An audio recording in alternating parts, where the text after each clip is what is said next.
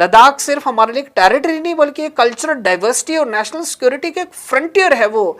और अगर वहां अनरेस्ट लंबे समय तक चला जाता है, खिंच जाता है, तो हो सकता है जो एक्सटर्नल एनिमीज है, हो क्या सकता है बल्कि ऐसा हो ही रहा है, और जो भारत के अंदर जो फोर्सेस हैं जो देश को तोड़ना चाहती हैं, वो ताकतें जो देश को तोड़ना चाहती हैं, उनको एक मौका मिल जाएगा और वो इसको और एग्रेसिव वे में करने की कोशिश करें। सेंटर 2019 के उस डिसीजन को रिवर्स करने की जल्दी में नहीं आएगा, क्योंकि विवर्स उससे जम्मू कश्मीर में जो कॉन्स्टिट्यूशनल जो चेंजेस की गई हैं उन पर भी सवाल खड़ा हो जाएगा और दोबारा से वो आवाज़ें फिर से उठना शुरू हो जाएंगी अगर लद्दाख में ऐसा किया जाता है कुछ भी तो। और लद्दाखीज चाहते हैं ज़्यादा ऑटोनॉमी, ज़्यादा पावर, और उनके हिसाब से गवर्नमेंट उनको ज़्यादा कंट्रोल कर रही है, और रिजल्ट इसका क्या, मिसट्रस्ट है और टेंशन है। लद्दाखीज जो लोग हैं, लद्दाख के जो लोग हैं, उन्होंने हमेशा नेशन के इंटरेस्ट में ही डिसीजंस लिए हैं। जितने भी नेशनल डिजास्टर्स रहे हों, कारगिल वॉर जैसे देखते हो, तो पैट्रियाटिज्म और देशभक्ति से उन्होंने अपने आप को बिल्कुल सबसे आगे रखा है, भारत के साथ वो खड़े रहे हैं। और ऐसी सिचुएशन में म्यूचुअल ट्रस्ट को मेंटेन करना ये सेंटर की सबसे बड़ी टॉप प्रायोरिटी में होगा। नमस्कार, स्पीक स्ट्रेट में आप सबका स्वागत है व्यूअर्स, मैं हूं अमित। व्यूअर्स, लेह और कारगिल को जोड़कर जब नया यूनियन टेरिटरी यानी लद्दाख बनाया गया था, उस टाइम ये एक खुशी का मोमेंट था, लेकिन अब ये खुशी धीरे धीरे चिंता में बदल रही है। व्यूअर्स, 2019 में जब लद्दाख को जम्मू कश्मीर से अलग कर यूनियन टेरिटरी बनाया गया, तो लोकल लोगों ने इस डिसीजन को वेलकम किया था। रीज़न था कि उन्होंने कई दशकों तक ये महसूस किया कि कश्मीर लीडरशिप के अंडर रहकर उनकी उपेक्षा, उन्हें नेग्लेक्ट किया गया है। इसीलिए अलग एडमिनिस्ट्रेटिव आइडेंटिटी की डिमांड वे बहुत टाइम पहले से कर रहे थे, लेकिन अब सिर्फ 5 साल बाद ही सिचुएशन बदलती हुई दिख रही है। प्रोटेस्ट्स, क्लैशेस, हंगर स्ट्राइक्स दिखाती हैं कि लोगों की जो उम्मीदें हैं वो शायद पूरी अभी भी नहीं हुई हैं। अब इस सिचुएशन में सबसे बड़ी ज़रूरत है डायलॉग, एम्पैथी और बैलेंस्ड पावर शेयरिंग की, ताकि नॉर्मलसी को रिस्टोर किया जाए। व्यूअर्स, लद्दाख का जो अनरेस्ट की जो जड़ है लद्दाख में, वो उसके गवर्नेंस में है। व्यूअर्स, 2019 के बाद अभी तक 3 एलजीज, लेफ्टिनेंट गवर्नर्स को अपॉइंट किया जा चुका है, लेकिन जो पॉलिटिकल रिप्रेजेंटेशन की कमी लोगों को ऐसा फील कराती है कि वो पावरलेस हैं, ये उनका कहना है। और लेह और कारगिल जो पहले कश्मीर से जुड़े इश्यूज पर अलग अलग सोच रखते थे, अब एक साथ आ गए हैं। लेह एपेक्स बॉडी, लेह जो कारगिल डेमोक्रेटिक अलायंस मिलकर डिमांड कर रहे हैं कि जो स्टेटहुड है और जो कॉन्स्टिट्यूशन के 6th शेड्यूल में इंक्लूजन हो। और ये यूनिटी व्यूअर्स दिखाती है कि इशू सिर्फ डेवलपमेंट का नहीं है, बल्कि लोगों की सेल्फ रिस्पेक्ट और सेल्फ रिप्रेजेंटेशन का भी है, और उन्हें चाहिए भी। व्यूअर्स, हम ये भी जानते हैं कि लद्दाख की जो लगभग करीब 97% पॉपुलेशन जो है वो ट्राइबल है। इसलिए यहाँ का कल्चरल इरोजन, डेमोग्राफिक जो चेंज है, इनकी भी चिंता वहाँ के लोगों को है। टूरिज्म व्यूअर्स तेजी से बढ़ रहा है, जो कि एक अच्छा साइन है, लेकिन जो टूरिस्ट की संख्या है वो लोकल पॉपुलेशन से भी ज़्यादा हो रही है। इससे डेमोग्राफिक प्रेशर बढ़ सकता है, ऐसा उनका कहना है। साथ ही आउटसाइडर्स द्वारा जो लैंड एक्विजिशन और रिसोर्सेज पर जो कंट्रोल का भी उनको डर सता रहा है।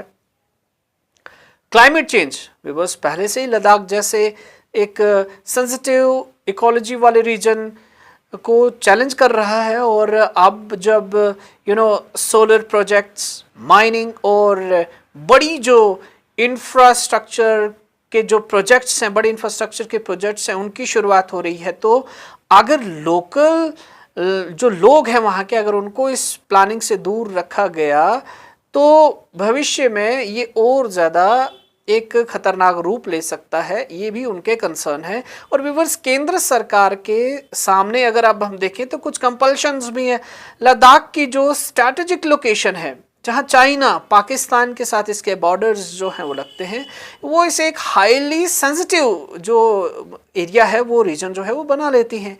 2020 में भी हमने देखा कि गलवान क्लैश और दूसरी और मिलिट्री स्टैंड ऑफ जो है वो कितनी देर तक वो रहा। और ये सारी चीज़ें जो है एक सिक्योरिटी का कंसर्न्स बनती है और इम्पॉर्टेंट है। इसलिए दिल्ली के लिए रिन्यूएबल एनर्जी, माइनिंग, इंफ्रास्ट्रक्चर के जो डेवलपमेंट के जो प्रोजेक्ट्स हैं, वो सिर्फ डेवलपमेंट के प्रोजेक्ट्स नहीं है, वो नेशनल सिक्योरिटी के स्ट्रैटेजी का एक हिस्सा हैं। उनको ऐसे ही हम नहीं ले सकते। सेंटर 2019 के उस डिसीजन को रिवर्स करने की जल्दी में नहीं आएगा, क्योंकि विवर्स उससे जम्मू कश्मीर में जो कॉन्स्टिट्यूशनल जो चेंजेस की गई हैं उन पर भी सवाल खड़ा हो जाएगा और दोबारा से वो आवाज़ें फिर से उठना शुरू हो जाएंगी अगर लद्दाख में ऐसा किया जाता है कुछ भी तो। और लद्दाखीज चाहते हैं ज़्यादा ऑटोनॉमी, ज़्यादा पावर, और उनके हिसाब से गवर्नमेंट उनको ज़्यादा कंट्रोल कर रही है। और रिजल्ट इसका क्या? मिसट्रस्ट है और टेंशन है। और पिछले दिनों हमने देखा प्रोटेस्ट, वायलेंस और गाड़ियों को जलाना, व्यूअर्स, उन पर अटैक करना, ये ऐसी घटनाएं जो हैं और ज़्यादा डिवाइड जो क्रिएट करती हैं। लेकिन हमें पता है कि डेमोक्रेसी जो है, डेमोक्रेसी में वायलेंस वो नाइदर मतलब सस्टेनेबल है और ना ही वो डिज़ायरेबल है। और लद्दाखी जो लोग हैं, लद्दाख के जो लोग हैं, उन्होंने हमेशा नेशन के इंटरेस्ट में ही डिसीजंस लिए हैं। जितने भी नेशनल डिजास्टर्स रहे हों, कारगिल वॉर जैसे देखते हो, तो पैट्रियाटिज्म और देशभक्ति से उन्होंने अपने आप को बिल्कुल सबसे आगे रखा है, भारत के साथ वो खड़े रहे हैं। और ऐसी सिचुएशन में म्यूचुअल ट्रस्ट को मेंटेन करना ये सेंटर की सबसे बड़ी टॉप प्रायोरिटी में होगा। लेकिन व्यूअर्स, सेंटर अगर तुरंत स्टेटहुड नहीं दे सकता है तो भी लद्दाखी लोगों के जो रियल कंसर्न्स है उनको एक्सेप्ट करने के बारे में सोचा जा सकता है। लेह और कारगिल जैसे जो ऑटोनमस काउंसिल्स जो हैं, और उनमें हम ज़्यादा फाइनेंशियल पावर्स दे सकते हैं। और जो एलजी हैं उनके साथ जो है वो लोकल एडवाइज़र्स को अपॉइंट करने का भी सोच सकते हैं, ताकि लोकल कम्युनिटी की जो आवाज़ें हैं, कंसर्न्स हैं, उनको सुना जा सके। और जो जितने भी प्रोजेक्ट्स आ रहे हैं, कोई भी जितने भी डेवलपमेंट के प्रोजेक्ट्स आ रहे हैं, उनमें ट्रांसपेरेंसी रहे, पॉलिसीज अच्छे से बने, ये सब लद्दाखी लोगों का एक कंसर्न है। और लद्दाखी लीडर्स को भी व्यूअर्स ये डिमांड्स कुछ प्रैक्टिकल अपनी बनानी होगी कि फुल स्टेटहुड शायद रियलिस्टिक नहीं लगती है, लेकिन टाइम बाउंड अगर डेवोल्यूशन ऑफ पावर की डिमांड है तो वो आगे सरकार उसके बारे में सोचा जा सकता है या किया जा सकता है। लेह और कारगिल की जो सिचुएशन इस समय बनी है, उसको रेडिकल एलिमेंट्स जो हैं उसको एक अलग से रूप दे सकते हैं। व्यूअर्स, हमने देखा कि लद्दाख जो है वो एक बहुत मतलब शांतिपूर्ण एरिया रहा है। लद्दाख सिर्फ हमारे लिए एक टेरिटरी नहीं बल्कि एक कल्चरल डाइवर्सिटी और नेशनल सिक्योरिटी के एक फ्रंटियर है वो। और अगर वहाँ अनरेस्ट लंबे समय तक चला जाता है, खिंच जाता है, तो हो सकता है जो एक्सटर्नल एनिमीज है, हो क्या सकता है बल्कि ऐसा हो ही रहा है। और जो भारत के अंदर जो फोर्सेस हैं जो देश को तोड़ना चाहती है, वो ताकतें जो देश को तोड़ना चाहती है, उनको एक मौका मिल जाएगा और वो इसको और एग्रेसिव वे में करने की कोशिश करें। तो जितना जल्दी हो सकता है टॉक्स और पीस की तरफ ले जाएं, और गवर्नमेंट और लद्दाखी रिप्रेजेंटेटिव्स को मिलके एक टाइम बाउंड रोड मैप जो है वो दोनों को बना के इसके सोल्यूशन की तरफ जाना चाहिए।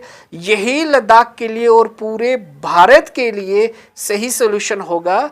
और आगे आने वाले समय में हम देखेंगे कि दोबारा से शांति और सभी चीज़ें स्थापित लद्दाख में अच्छे से हों, यही हम एक्सपेक्ट भी करते हैं। और कोई ऐसा चांस ना दिया जाए उन लोगों को जो जेनजी और बाकी रेवोल्यूशंस की बात कर रहे हैं, नेपाल की बात कर रहे हैं, श्रीलंका की बात कर रहे हैं। वो चाहते हैं कि ये ऐसी सारी चीज़ें भारत में भी हो और भारत में भी आगजनी हो और और इस तरीके से पूरी जो व्यवस्था जो है डेमोक्रेटिक जो पूरा सेटअप है उसको अस्त व्यस्त करके और देश में एक अलग ही तरह का माहौल जो है वो बनाया जाए। तो इन सब चीज़ों से हमको बिल्कुल आगाह रहने की ज़रूरत है, अवेयर रहने की ज़रूरत है, और सरकार को भी बड़े प्रोएक्टिव मोड में आके ये सब चीज़ें सरकार कर भी रही है, और आगे आने वाले समय में हम देखेंगे भी कि और ज़्यादा जो इफेक्टिव मेजर्स और स्टेप्स जो हैं इस दिशा में उठाए जाएंगे। जय हिंद, जय भारत।